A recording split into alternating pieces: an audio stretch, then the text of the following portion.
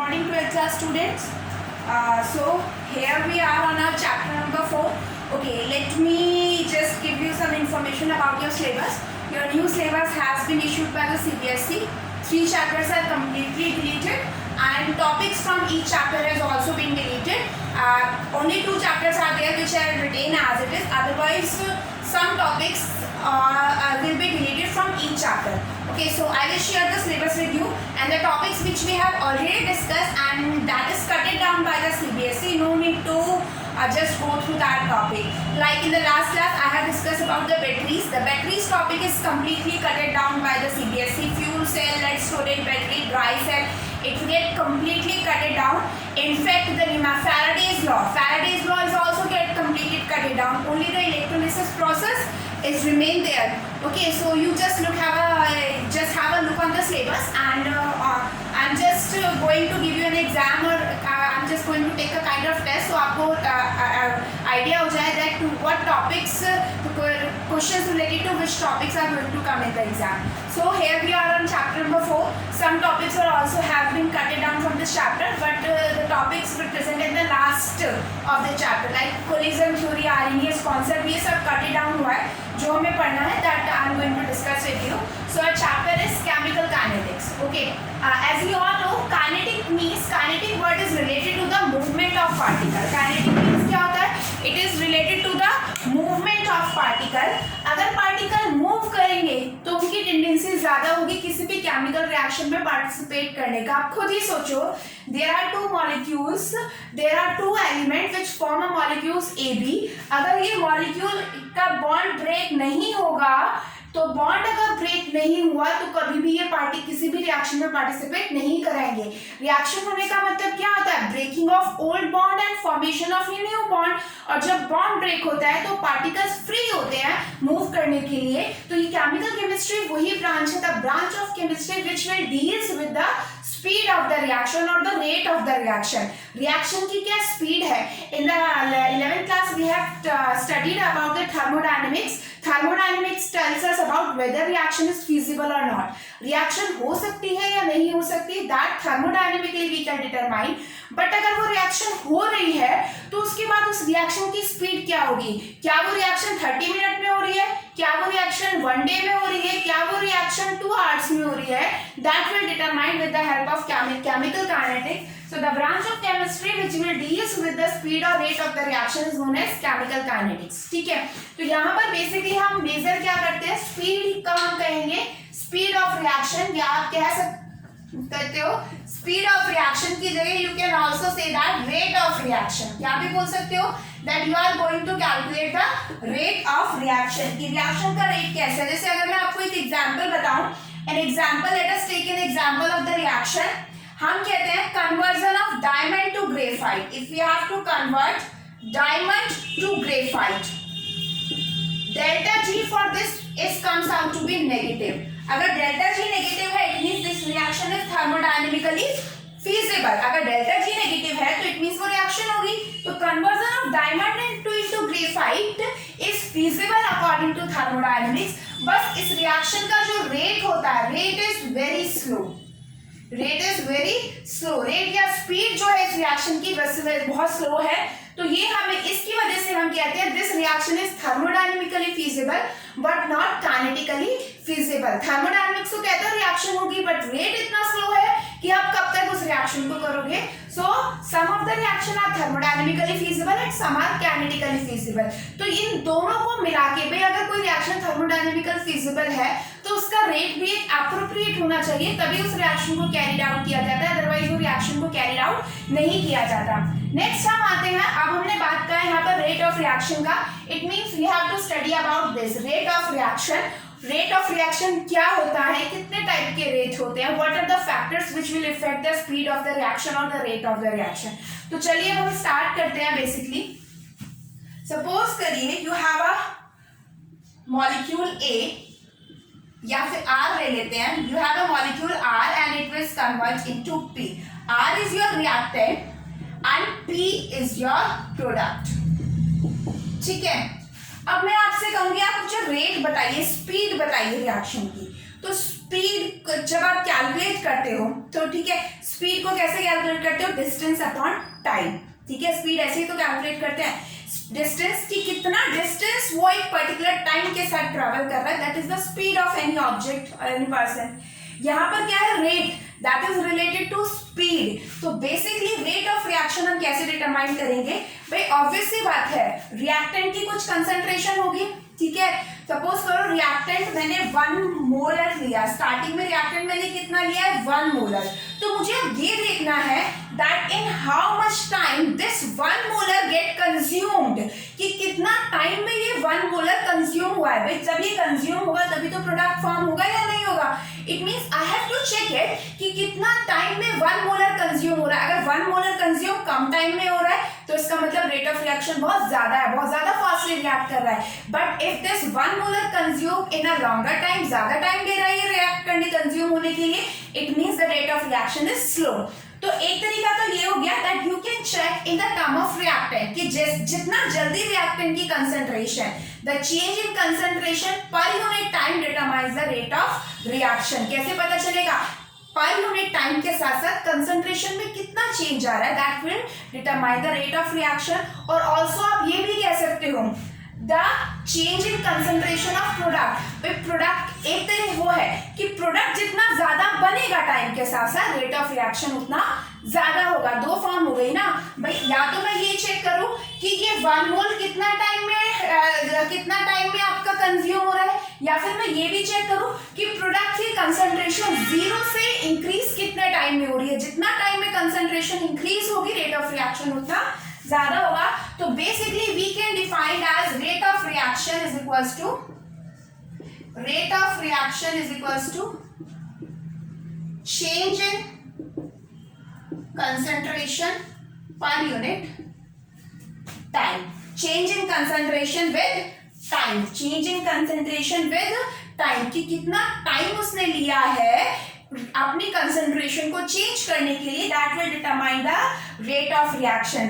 अब मैं आपसे कह रही हूं that you can determine the rate of reaction in terms of reactant as well as product also. तो अब हम देखते हैं, सपोज करिए मैं यहाँ पर R लिख रही हूँ, मैं यहाँ पर P लिख रही हूँ, ठीक है। R इनिशियली R रिएक्टेंट की कंसंट्रेशन R1 थी, और जब वो रिएक्ट कर गया तो उसकी कंसंट्रेशन क्या हो गई R2। This is the final concentration and R1 is initial concentration. R1 is your initial concentration, R2 is your final concentration. Suppose करो प्रोडक्ट P1 P2, P1 क्या है इनिशियल, चाहे वो 0 ही हो कोई बात नहीं, 0 भी होगी हमें कोई मतलब नहीं है। प्रोडक्ट क्या होगा P2 क्या होगी फाइनल कंसंट्रेशन, ठीक है। तो अब आप रेट ऑफ रिएक्शन लिखिए। रेट ऑफ रिएक्शन क्या है भाई, change in concentration, it means delta R। हम हमेशा ज्यादा में से कम को माइनस करते हैं, that means R2 minus R1, ठीक है। मतलब फाइनल में से इनिशियल माइनस किया, ज्यादा में से कम नहीं, फाइनल माइनस इनिशियल। ऐसे ही डेल्टा P किसके इक्वल हो जाएगा, delta P is equal to P2 minus P1। ये हो गया चेंज। अब मैं ऊपर लिख रही हूँ, अब आप देखिएगा, ठीक है। तो यहाँ पर मैं लिख रही हूँ delta R, change in concentration of R is equals to R2 minus R1, change in concentration of product is equals to P2 minus P1, और आपका जो डेल्टा T है वो भी क्या होगा T2 माइनस T1। मतलब T2 फाइनल है और T1 जो स्टार्टिंग है। सपोज करो आपने 0 से स्टार्ट करेंगे बेसिकली हम, ठीक है। तो कभी कभी ऐसा होता है इतने से इतने मिनट में रिएक्शन इतना हुआ कि रिएक्शन हमने स्टार्ट मतलब 25 मिनट पे था, 25 मिनट रिएक्शन को कंप्लीट होते हुए हो गए थे, उस टाइम पर एक कंसंट्रेशन थी, तो आफ्टर 30 मिनट कितनी होगी, तो वो हम वेरिएशन निकाल देते हैं। अदरवाइज इस वेरिएशन की हमें जरूरत भी नहीं पड़ती, क्योंकि टाइम का डिफरेंस इतना लेने का जरूरत नहीं पड़ेगा आपको, टाइम प्रॉपर दिया जाएगा कि रिएक्शन इतने मिनट में हो रही है। तो ऑब्वियसली बात है 0 से स्टार्ट होगा, बट कभी कभी आपको मिडिल सेक्शन से भी टाइम दे देता है, तो वहां पर हमें डेल्टा टी की यूज जरूरत पड़ेगी। अब आप लोग एक चीज देखिए, P1 is the initial concentration of product. Product शुरुआत में कम है, ठीक है। जब रिएक्शन स्टार्ट हुई तो प्रोडक्ट की कंसंट्रेशन कम थी, जैसे जैसे रिएक्शन होती गई प्रोडक्ट की कंसंट्रेशन इंक्रीज होती गई। It means P2 minus P1 तो हमेशा कैसा आएगा पॉजिटिव, बट मैंने यहाँ पर change in concentration of R लिखा है R2 माइनस R1। आप देखिए रिएक्टेंट की इनिशियल कंसंट्रेशन ज्यादा होगी फाइनल, ऑब्वियसली बात है इनिशियल भाई रिएक्टेंट सपोज करो initially I have taken 1 molar of reactant, तो टाइम के साथ साथ तो 1 मोल डिक्रीज होता जाएगा, इट मींस उसकी फाइनल कंसंट्रेशन क्या होगी, डिक्रीज। तो जब आप रेट ऑफ रिएक्शन लिखते हो, rate of reaction is equals to, it comes out to be minus delta R, R ये स्क्वायर ब्रैकेट में लिखा है, it means concentration, and rate of reaction is also equals to change in concentration of product upon delta T. ये negative इसलिए आया because आप यहाँ पर फाइनल में से इनिशियल को माइनस कर रहे हो, फाइनल कम है इनिशियल ज्यादा है, बट हमें साइन को सिर्फ ये जो साइन आपको रिप्रेजेंट करता है, this sign only represent the decrease in concentration. ये साइन क्या रिप्रेजेंट करता है, डिक्रीज इन कंसंट्रेशन। ये मैंने यहाँ से समझा दिया कि नेगेटिव साइन आएगा कहाँ से, बट बेसिकली इस नेगेटिव को हम कैलकुलेशन में कहीं भी कंसिडर नहीं करते। This negative only indicate that the concentration is decreasing. ये नेगेटिव एक इंडिकेशन है बस और कुछ नहीं है। This negative indicate that concentration is decreasing. यहाँ पर कोई नेगेटिव साइन नहीं है, it means the rate of reaction will increasing. ठीक है, कंसंट्रेशन ये यहाँ पर कोई पॉजिटिव नेगेटिव साइन है, इट मींस प्रोडक्ट की कंसंट्रेशन इंक्रीज हो रही है, बट यहाँ पर डेल्टा आर के आगे नेगेटिव साइन है, it means the rate of reaction will decrease. जो रिएक्टेंट की कंसंट्रेशन है वो क्या हो रही है, डिक्रीज। तो ये नेगेटिव साइन सिर्फ ये इंडिकेट करता है that decrease in concentration will occur. तो ये हो गया आपका rate of reaction, change in concentration with time. अगर आप रिएक्टेंट की टर्म्स में लिखते हो तो आगे नेगेटिव साइन दिखा हमेशा लगाओगे आप। अगर रिएक्टेंट की टर्म में आप रिप्रेजेंट करते हो, negative sign represent the change in concentration of the reactant is decreasing. Concentration reactant की क्या हो रही है, डिक्रीज हो रही है। जहां पे नेगेटिव साइन लगा होगा इट मींस आपको रिएक्टेंट की टर्म में आपको रेट दे रखा है, जहां पर पॉजिटिव साइन लगा होगा वहां पर आपका प्रोडक्ट की टर्म में दे रखा है। ठीक है, तो ये हमारा हो गया रेट ऑफ रिएक्शन। अब आप देखो कि आप रेट ऑफ रिएक्शन लिखते कैसे। चलिए अगर हम एक चीज और पढ़ते हैं इसके बारे में। ये जो रेट हमने पढ़ा है,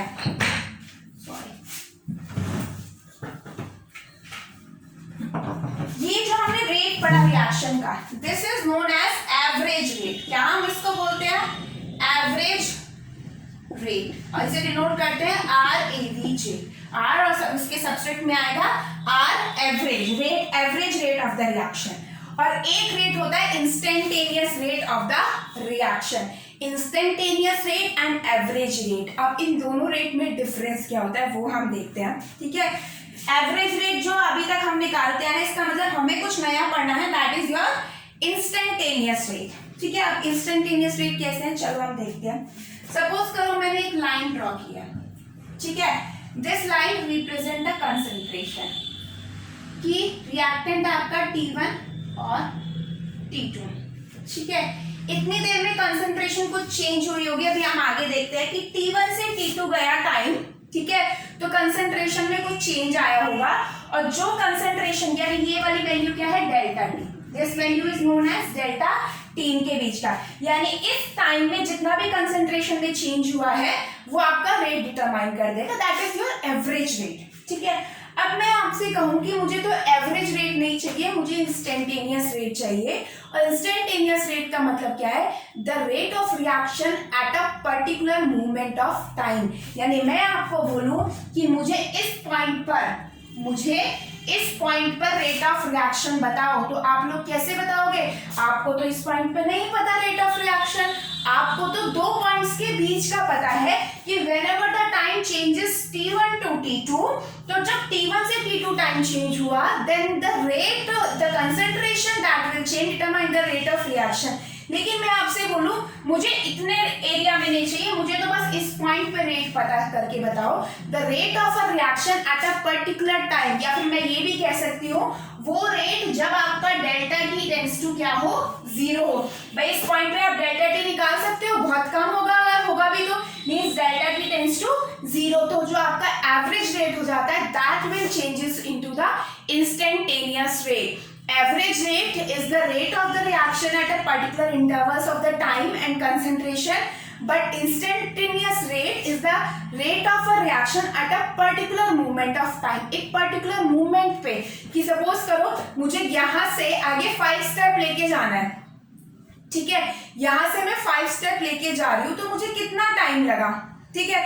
अब मैं आपसे कहूँ कि मैंने बिल्कुल जरा सा मूवमेंट किया जो आपको दिखा भी नहीं, बहुत हल्का सा मूवमेंट किया है, ठीक है, जो आपको दिखा भी नहीं है बिल्कुल भी। मूवमेंट मैं बताऊं पूछूं आपसे कितना टाइम में किया, तो बेसिकली आपने तो मूवमेंट देखा ही नहीं, तो आप तो यही कहोगे आप यहीं पर खड़े हो ना, आपकी स्पीड में कोई चेंज हुआ है। भाई यहाँ से मैं 5 स्टेप चल के दूर जाऊंगी, it means there is a change, कुछ स्पीड आप इजीली मेजर कर सकते हो, ठीक है। लेकिन मैंने बस थोड़ा सा जरा सा ऐसे मूवमेंट किया है ना, मैंने आपको पूछा कि मुझे चेंज इन स्पीड बताओ, तो वो बहुत मुश्किल है ना।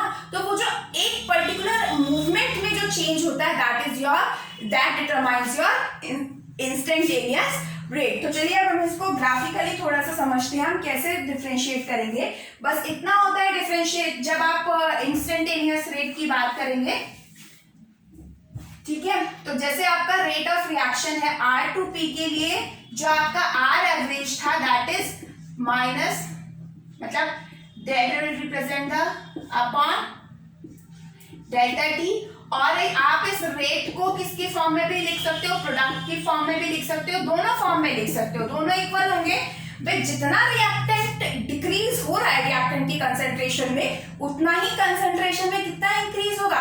सपोज करो आपके रिएक्टेंट की कंसंट्रेशन 0.5 मोल कम हो गई, तो प्रोडक्ट की 0.5 मोल बढ़ गई उतना ही टाइम में। बस फर्क कितना हुआ कि रिएक्टेंट की डिक्रीज हुई, प्रोडक्ट की इंक्रीज हुई, and that negative represent the decrease in the concentration. ये तो एवरेज रेट हो गया। अब मैं अगर आपको आर इंस्टेंटेनियस लिखने को कहूँ, R instantaneous rate means delta T tends to 0, तो उस केस में जो ये डेल्टा का साइन है ये डी से चेंज हो जाता है। किससे चेंज हो जाता है? D, that is the differential rate. किस में चेंज हो गया? डी में, डी डिफरेंशियल रेट। जो आपका डेल्टा है, delta represent the change in large amount, ठीक है।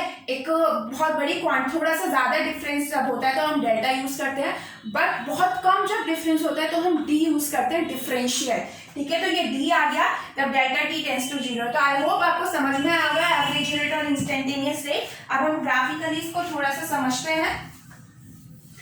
आपका एवरेज रेट को और इंस्टेंटेनियस रेट को हम इसका एक ग्राफ ड्रॉ करेंगे, जिससे हम देखेंगे हमें कैसे पता चलेगा। तो पहले हम इन टर्म्स ऑफ रिएक्टेंट ड्रॉ करते हैं, दोनों मैं एक साथ ही बता रही हूँ। ये आपका टाइम है और ये आपका रिएक्टेंट है, ठीक है। इधर आपकी क्या है? रिएक्टेंट है, this side I have taken reactant. और दूसरा ग्राफ हम ड्रॉ करते हैं टाइम का और प्रोडक्ट का। किसका? प्रोडक्ट का। अब ऑब्वियसली बात है, रिएक्टेंट की कंसंट्रेशन यहाँ से कहीं हायर अमाउंट से स्टार्ट होगी किसी पॉइंट पे। भाई रिएक्टेंट स्टार्टिंग में आपने बहुत ज्यादा लो लिया होगा, तो it will start at a higher point. Time के साथ साथ आपकी कंसंट्रेशन क्या होती जाएगी? डिक्रीज। तो बेसिकली हमें एक स्लोप मिलता है जब हम इसको देखते हैं। एक्सपेरिमेंटल जो हमारे ग्राफ है, we will get a kind of slope, ठीक है। लेकिन प्रोडक्ट की टाइम के साथ साथ क्या होगी? इंक्रीज। भाई प्रोडक्ट टाइम 0 है तो प्रोडक्ट की कंसंट्रेशन 0 होगी, लेकिन टाइम के साथ साथ वो क्या होगी? इंक्रीज होगी, ठीक है। अब सपोज करो यहाँ से 0 से कहीं से भी टाइम स्टार्ट है, यहाँ पर t1 है, यहाँ पर t2 है, यहाँ पर t3 है, ठीक है। मैं आपसे कहूँ आप एवरेज रेट निकालो बिटवीन t1 t2, तो आप इजीली निकाल दोगे। कैसे? t1 t2 ये लाइन ऐसे ड्रॉ करोगे, ठीक है, और ये वाली लाइन ऐसे यहाँ ड्रॉ करोगे, तो इस पे जो कंसंट्रेशन होगी वो R1 और इस पे जो होगी वो R2। तो R2 minus R1 upon T2 minus T1 आप एवरेज रेट निकाल सकते हो। लेकिन मैं अगर आपसे कहूँ that you have to determine the rate at this point, ठीक है। इसके बीच का जो रेट होगा, इसके बीच का जो रेट होगा that is R average, ठीक है। अब मैं आपसे बोलूं आपको इस पॉइंट पर रेट निकालना है, तो ग्राफिक इस पॉइंट पर जो रेट निकलेगा वो कौन सा होगा? R instantaneous, and that will determine by drawing a line। एक टेंजेंट ड्रॉ करके निकलता है, हम एक टेंजेंट ड्रॉ करते हैं, फिर वही हम पॉइंट लेंगे और उस पॉइंट की हेल्प से निकालेंगे। टेंजेंट ड्रॉ करके हम यहाँ पर क्या निकाल सकते हैं? R instantaneous. In case same product के केस में होगा, सेम ग्राफ आपका कहाँ बनेगा? प्रोडक्ट साइड में बनेगा, ठीक है। तो प्रोडक्ट के केस में भी इंस्टेंटेनियस रेट निकल जाएगा। पॉइंट पर तो हम निकाल नहीं सकते, ये ग्राफिकल मेथड है निकालने का, पॉइंट पर हम नहीं निकाल सकते रेट। तो पॉइंट पर निकालने के लिए हम एक टेंजेंट ड्रॉ करते हैं, जो हमारा एक स्लोप की तरीके से हो गया। तो जो स्लोप की वैल्यू आती है, भाई ये टेंजेंट ड्रॉ करूंगी, ठीक है। हमने क्या ड्रॉ की? टेंजेंट ड्रॉ की। उस टेंजेंट का आप स्लोप निकालोगे और जो वो स्लोप आएगा that is equals to R instantaneous. Slope वही निकलेगा R1 minus R2 upon T2 minus dr, मतलब dr और बाय dt जो करके आप स्लोप निकालोगे इस ग्राफ का, that is your R instantaneous. Same आपका प्रोडक्ट का होगा, बस रिएक्टेंट की कंसंट्रेशन डिक्रीज हो रही है, प्रोडक्ट की कंसंट्रेशन आपका इंक्रीज हो रहा है। तो ये आपका हो गया R एवरेज और R इंस्टेंटेनियस। अब बहुत बार सिंपल क्वेश्चंस आते हैं आपके सिंपली कि अच्छा हाँ एक चीज और, let me just explain one more thing बेटा। आई होप ये ग्राफ आपको क्लियर हो गया होगा। हम वापस आते हैं अपने इस टॉपिक पे, R2P रेट ऑफ रिएक्शन क्या हो गया, किसी भी टर्म में लिख लीजिए, मैं इंस्टेंटेनियस की टर्म्स में ले रही हूँ। आपको अगर पूछा जाए एवरेज है तो आप डेल्टा लिख दो, इंस्टेंटेनियस पूछा जाए तो आप डी लिख दो, that will depend on the question. तो रेट ऑफ रिएक्शन हो गया आपका माइनस dr अपॉन dt और dp अपॉन dt। इसको हम बोलते हैं rate of disappearance of reactant. क्या बोलते हैं इसे? Rate of disappearance of reactant. ये जो नेगेटिव साइन जिसके आगे आ गया था उसको हम बोलते हैं, वो पूरा रेट ऑफ रिएक्शन डिफाइन नहीं कर रहा, that will just the rate of disappearance of reactant. और ये आपका क्या है? रेट ऑफ अपीयरेंस और formation of product, rate of appearance of product. ये मैं इसलिए बता रही हूँ क्योंकि आगे क्वेश्चन आएंगे इस तरीके से, ठीक है। अब सबसे पहले तो हम डिफरेंट रिएक्शन के लिए इक्वेशन, रेट ऑफ रिएक्शन की एक तरीके से इक्वेशन हो गई, इसे लिखकर देखते हैं हम कैसे लिखेंगे। तो मैं एक एग्जांपल यहाँ पर लेती हूँ, ठीक है। एग्जांपल मैंने लिया है H2 plus I2 it gives 2HI। मैं स्टेट नहीं लिख रही सारा, 2HI। यानी कि आपका रेट ऑफ रिएक्शन अब यहाँ अलग अलग डिपेंड करेगा, H2 पे भी डिपेंड करेगा, I2 पे भी डिपेंड करेगा, HI पे भी डिपेंड करेगा। तो अब आप रेट ऑफ रिएक्शन निकालेंगे, किस तरीके से निकालेंगे? तो H2 का रेट निकला है तो माइनस, तो आपका रेट ऑफ रिएक्शन क्या होगा? Rate of reaction is equals to, अब R की जगह दो रिएक्टेंट है तो यानी चाहे आप H2 की कंसंट्रेशन की वजह से डिक्रीज निकालो चाहे I2 की वजह से निकालो, सेम ही आएगा भाई। 1 मोल आपका रिएक्ट कर रहा है इसके 1 मोल के साथ, तो वो ऑलमोस्ट सेम आएगा या नहीं भाई? H2 जितना डिक्रीज हो रहा है वो डिक्रीज कब होगा? जब वो I2 के साथ रिएक्ट करेगा। तो जितना H2 के डिक्रीज होने की वजह से रेट आएगा उतना ही I2 के डिक्रीज होने की वजह से रेट आएगा। तो यहाँ पर हमने सिर्फ एक रिएक्टेंट लिया था, यहाँ पर दो रिएक्टेंट है तो हम दोनों के रिएक्टेंट के टर्म्स में लिखेंगे। तो change in concentration of H2 upon dt, it is also is equals to change in concentration of I2 upon dt is equals to rate of formation of HI और rate of appearance of HI। लेकिन इस number का हम क्या करें? ठीक है, इस नंबर का हम क्या करें? आप देखो यहाँ पर दोनों के 1 मोल कंबाइन हो रहे हैं, वो कितना बना रहे हैं? 2 मोल, ठीक है। दोनों के 1 मोल कब बना के उसका 2 मोल बना रहे हैं, यानी रिएक्टेंट तो एक डिक्रीज हो रहा है, प्रोडक्ट दो बन रहे हैं। तो इस केस में तो रेट ऑफ रिएक्शन इक्वल नहीं आएगा। आप खुद सोचो, रिएक्टेंट तो एक डिक्रीज हो रहा है, प्रोडक्ट आपके दो बन रहे हैं, तो इट मींस इस केस में तो रेट ऑफ डिसअपीयरेंस और अपीयरेंस बराबर नहीं आएंगे। तो इन्हें इक्वल करने के लिए क्या मिलेगा? मुझे प्रोडक्ट को 2 से डिवाइड करना पड़ेगा। तो ये सिर्फ ये समझाने के लिए है, जो भी स्टोइचोमेट्रिक कोएफिशिएंट होता है उससे आप उसे वो किस में चला जाता है? डिवाइड में, और ये बन जाएगा rate of appearance of HI। यहाँ पर ये रिप्रेजेंट कर रहा है आपका rate of disappearance of H2, ये आपका रिप्रेजेंट कर रहा है rate of disappearance of I2, और ये वाली टर्म आपका ये 1/2 अलग चीज है, ये सिर्फ हम बाद में कंसिडर करेंगे। जो rate of appearance of HI है that will determine by this quantity, भाई HI अपॉन dt, ये 2 अलग है, वो हमने बैलेंस करने के लिए डिवाइड किया है। But otherwise rate of appearance of A क्या है आपका? HI क्या है? DHI by dt। तो इस तरीके से आप लिखोगे। मैं कुछ 1-2 क्वेश्चन कराती हूँ आपको इस केस में कि क्वेश्चंस कैसे आते हैं, ठीक है। एक तो सिंपल आपकी एनसीईआरटी का ही दे रखा है, ठीक है। तो पहले मैं एक एनसीईआरटी का क्वेश्चन डिस्कस करती हूँ। सिंपल सा क्वेश्चन है एनसीईआरटी का। क्वेश्चन है बेटा, एक रिएक्शन है R2P, और रिएक्शन वाज देयर R2P, ठीक है। चेंज इन कंसंट्रेशन क्या है? Change in concentration from 0.03 molar to 0.02 molar in 25 minutes. You have to calculate R average. क्या कैलकुलेट करना है? R average in minute minute और सेकंड में। यहीं से मैं आपको बताऊंगी यूनिट ऑफ रेट कांस्टेंट कैसे आती है। ठीक है, आपको पता है आर एवरेज क्या होगा भाई, रिएक्टेंट की कंसंट्रेशन में चेंज हो रहा है। ठीक है, तो minus delta are upon delta T, this minus only represent the decrease in the concentration. ठीक है, चेंज टाइम कितने मिनट में चेंज हुआ है, 25 मिनट, तो डेल्टा टी आपका सिर्फ 25 मिनट ही लिखा जाएगा।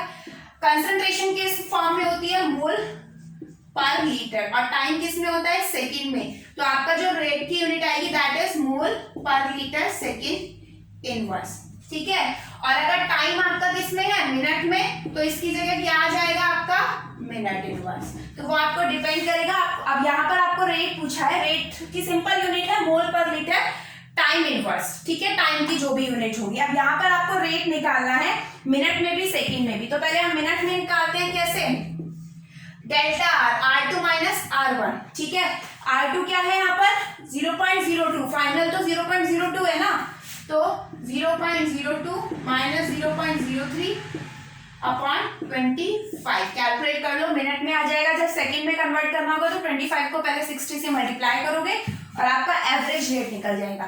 ये तो सिंपल क्वेश्चन है जो आपका एनसीईआरटी में सिंपली दिया हुआ है। और एक टाइप के और क्वेश्चंस आते हैं इस एवरेज रेट पर, वो कैसे आएंगे वो मैं क्वेश्चन आपको बता रही हूँ। क्वेश्चन आपको सिंपली दिया हुआ है, in a reaction A plus 2B it gives 3C plus 2D, ये आपकी रिएक्शन है। ठीक है, the rate of disappearance of B, the rate of disappearance of B is 1 into 10 की पावर -2 मोल पर लीटर पर सेकेंड। ठीक है, अब आपको क्या निकालना है, what will be rate of reaction and rate of change in concentration of A and C।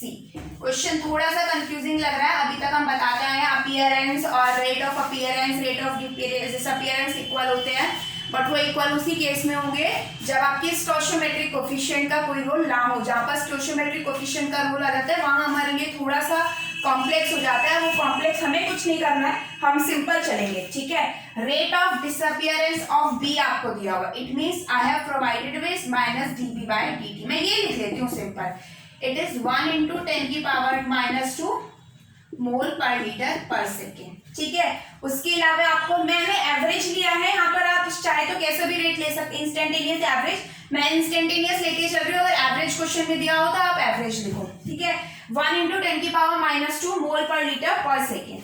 उसके अलावा आपसे पूछा क्या गया है, ठीक है, अब आपसे पूछा क्या है, एक तो पूछा है रेट ऑफ रिएक्शन, क्या पूछा है आपसे, रेट ऑफ रिएक्शन।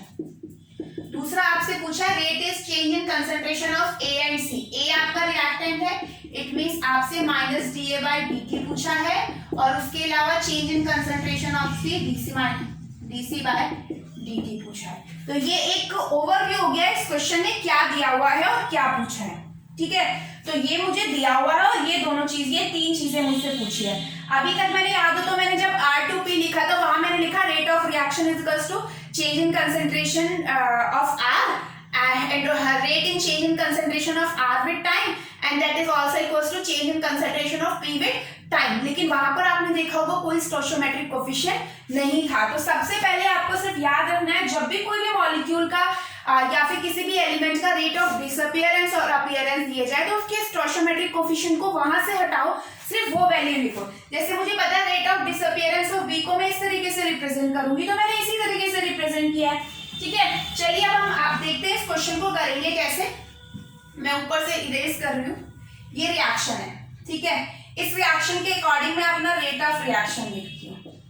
इस रिएक्शन के according rate of reaction is equals to minus DA upon dt, that is also equals to minus 1/2, 2 ये आया dB upon dt, that is also equals to 1/3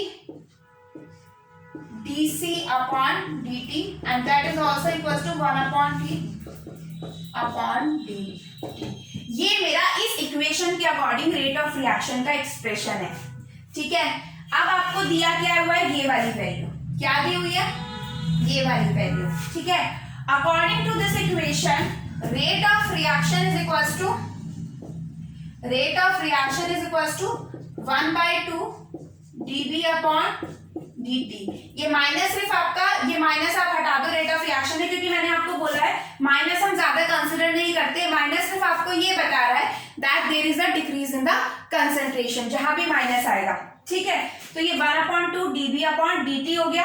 अब dB/dt की वैल्यू यहाँ रखो, उसे 2 से डिवाइड करो, आपका रेट ऑफ रिएक्शन आ जाएगा। समझ में आया। सेकंड क्या, ये मैं लिख देती हूँ 1/2 × 1 × 10⁻² मोल पर लीटर पर second. Next minus dA/dt। Rate of reaction किसके इक्वल है, dA/dt। जो रेट ऑफ रिएक्शन होगा वही dA/dt आएगा। नेक्स्ट आपका क्या है, dC/dt। अब आप देखो dC change in concentration of C and change in concentration of B, दोनों में क्या रिलेशन है, इन दोनों का रिलेशन आप देखो वहां से ऊपर से 1/2 dB/dt is equal to 1/3 dC/dt। आपको ये निकालना है, ये वैल्यू आपको पता है, ये वैल्यू पुट करो, फॉर्म सॉल्व करो और आपका dC/dt की वैल्यू आ जाएगी। Means change in concentration of C with time you can calculate. So in this way we are going to do these type of question. I am just going to give you 3 to 4 question and also you have to do the NCERT question that will based on this topic. ठीक है। Next time in the next class we are going to discuss about the factors which will affect the rate of the reaction। कौन कौन से factors होते हैं जिनकी वजह से rate of reaction इफेक्ट करता है। तो हमने यहाँ देख ही लिया, रिएक्टेंट की कंसंट्रेशन भी है, कंसंट्रेशन सबसे बड़ा मेजर फैक्टर है। इसको हम थोड़ा और डिटेल में डिस्कस करेंगे और डिटेल में रेट इक्वेशंस को, रेट लॉ को या रेट ऑफ रिएक्शन को निकालने का ट्राई करेंगे, ठीक है। Thank you so much for this class.